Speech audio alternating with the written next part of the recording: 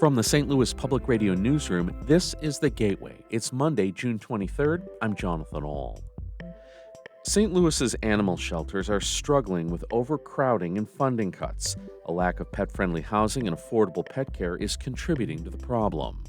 So affordable housing in general is an issue, and then when you top on being able to have the pets that you have there, really create some challenges. St. Louis Public Radio's Olivia Mizell reports on what this means for the area's shelters coming up on The Gateway. Illinois Congresswoman Nikki Budzinski says she's unimpressed with Nippon's announcement that it won't cut production at Granite City Works. St. Louis Public Radio's Jason Rosenbaum reports the Democratic lawmaker wants the Japanese company to spend money to ensure the Metro East's facility's future. After completing its purchase of U.S. Steel, Nippon announced it wouldn't cut production at Granite City Works for at least 2 years. But the company didn't say anything about investing in the facility, a major economic force in Granite City for generations. Budzinski told reporters on Saturday that she wants Nippon to invest $500 million, which she says will provide more assurance to workers. Keeping the facility open means nothing if they don't have the equipment to stay competitive. Budzinski and United Steelworkers leaders want President Donald Trump to lean on Nippon to make sure Granite City Works sees the investment it needs. I'm Jason Rosenbaum, St. Louis Public Radio. A Democratic lawmaker from St. Louis is praising how hundreds of volunteers stepped up to help tornado victims. After the May 16th tornado, groups like Action St. Louis, Urban League, For the Culture, and For the Ville helped distribute critical supplies and stabilize damaged homes, and they're still assisting with relief efforts. While State Representative Joe Murray says that governmental agencies are vital to recovering from disasters, volunteers also played a significant role. It's very challenging and demanding in terms of the response, but my faith in humanity was restored just a little bit, seeing how neighbors helping neighbors. Murray was a guest on Politically Speaking. Recent studies show rising rates of depression and suicide among Asian American youths. The Missouri Asian American Youth Foundation is trying to reduce mental health stigma among Asian Americans and Pacific Islanders by offering a statewide Asian therapists database. St. Louis Public Radio's Andrea Henderson reports. Recent Washington University psychology graduate Saish Sayel started the Mental Health Directory a few years ago. He created it because there wasn't a resource available for Asians in Missouri to find culturally competent therapists. Sayel says some Asians believe therapy is socially unacceptable.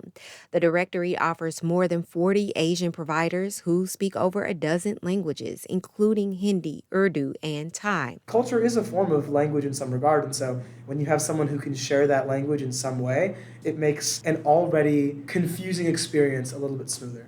Sadiel says the Mental Health Directory helps reduce the uncertainty around counseling and supports its benefits.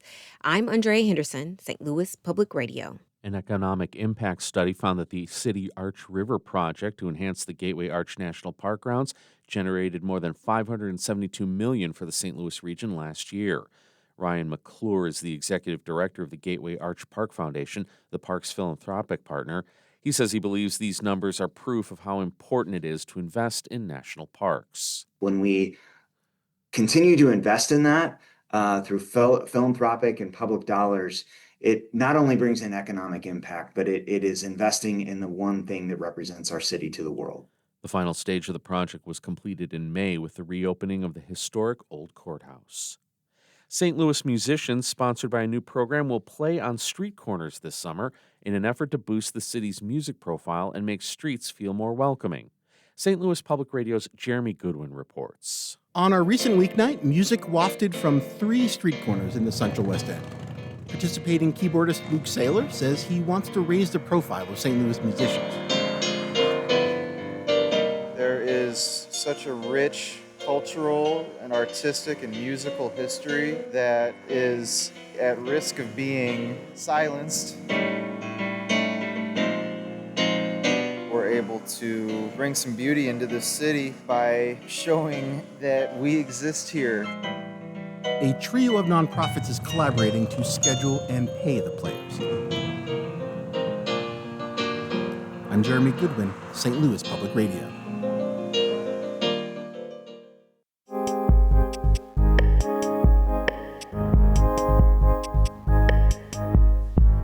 St. Louis's animal shelters are overcrowded and struggling. More people are forced to give up their pets as housing insecurity rises, and this was only exacerbated by the May 16th EF3 tornado. St. Louis Public Radio's Olivia Mizell reports. The Center for Animal Rescue and Enrichment of St. Louis, or CARE-STL, has managed the city animal shelter since 2019. Now its contract might expire due to lack of city funding, giving control of the overcrowded shelter back to the city. Wang Horak, founder and CEO of CARE-STL, says the nonprofit took in almost 100 dogs temporarily after their owners lost their homes to the tornado that devastated St. Louis in May. As of June 9th, 28 dogs displaced by the storm were still in the shelter's care temporarily. Others had to be permanently left there. The others are unfortunately surrendered because they really don't have a home to go to. Horak says she recently received notice that the Department of Health budget was cut, and her contract with the city is only guaranteed through December 2025 due to budgetary constraints. I was super surprised about that. Horak says the current shelter building, which only has the capacity to hold 63 dogs, was housing 110 on June 9th. Some dogs are living in outdoor kennels with fans and misters to keep them cool. CARE uses its second building to isolate sick animals and house all of its cats, but the city would not have access to that building if it ends the contract. Justin Hauser, the Environmental Health Bureau chief who oversees animal care and control, says the city is exploring all options, including extending the contract with CARE-STL or regaining control over shelter operations. Hauser says the city does not anticipate a decision for several months. St. Louis County's animal shelter has already seen the spread of disease due to overcrowding. It suffered a massive parvovirus outbreak in May, leading to the euthanization of 19 dogs. The shelter has experienced a plethora of other problems since the county took back control from the Animal Protective Association in February.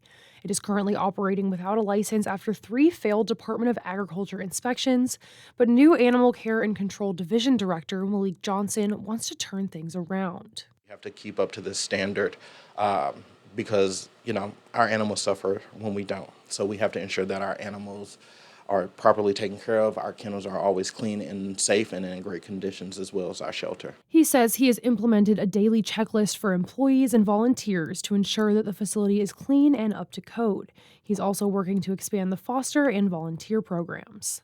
The next Department of Agriculture inspection is on June 30th. County Executive Sam Page is requesting a total of $20.8 million from RAM settlement funds for improvements to the shelter facility. Overcrowding at animal shelters is not an isolated issue. It is happening throughout St. Louis and nationwide. Alicia Vianello, Executive Director of Gateway Pet Guardians in East St. Louis, says a lack of pet-friendly housing and affordable pet care contributes to overpopulation. So affordable housing in general is an issue, and then when you top on being able to have the pets that you have there, really create some challenges. Additionally, she says that since spay and neuter surgeries were not considered essential during the COVID-19 pandemic, waitlists for those surgeries now are still incredibly long. For Horak, one thing keeps her going through struggles: her passion for the work. For me, this is not a job. This is like what I do. CARE-STL plans to relocate to its new building on Convention Plaza by December 2026. Horak says she is working to negotiate with the city to move the animals to that building, which is much larger than its current one. She hopes to negotiate to extend CARE-STL's contract with St. Louis beyond the current December expiration date, or it will operate as a private shelter. I'm Olivia Mizell, St. Louis Public Radio. Our Jonathan All edited that story. Hey, that's me. The Gateway is a production of St. Louis Public Radio, music by Ryan McNeely of Adult Fur. We're a member-supported service of the University of Missouri St. Louis. I'm Jonathan All, and from the St. Louis Public Radio newsroom, this has been The Gateway.